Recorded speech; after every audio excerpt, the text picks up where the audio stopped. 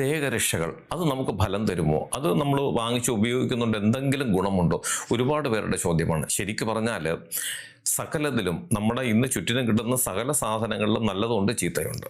ദേഹരക്ഷകൾ യഥാർത്ഥത്തിൽ ചെയ്യേണ്ടുന്ന വിധിപ്രകാരം ചെയ്താൽ അത് അത്ഭുതകരമായിട്ടുള്ള ഗുണങ്ങൾ തന്നെ നമുക്ക് തരും. പഠനത്തിൽ പുറകോട്ട് നിൽക്കുന്നവർക്ക്, തൊഴിൽ കിട്ടാത്തവർക്ക്, അതുപോലെ രോഗബാധിതർക്ക്, ഇങ്ങനെ ഒരുപാട് പല വിഷയങ്ങൾക്കും ദേഹരക്ഷകൾ ഉപകരിക്കും. ദേഹരക്ഷകൾ ഉപയോഗിക്കുന്ന ആളിൻ്റെ ആവശ്യം അനുസരിച്ച് ഒരുപാട് ദേഹരക്ഷകളുണ്ട്. അതിൽ ഏതാണ് ആവശ്യമെന്ന് ആദ്യം കണ്ടുപിടിക്കുക. അതാണ് ഏറ്റവും പ്രധാനപ്പെട്ടതെന്ന് പറഞ്ഞാൽ. വയറുവേദനയ്ക്ക് തലവേദനയുടെ മരുന്ന് കഴിച്ചിട്ട് കാര്യമില്ലല്ലോ എന്ന് പറയും പോലെയാണ്.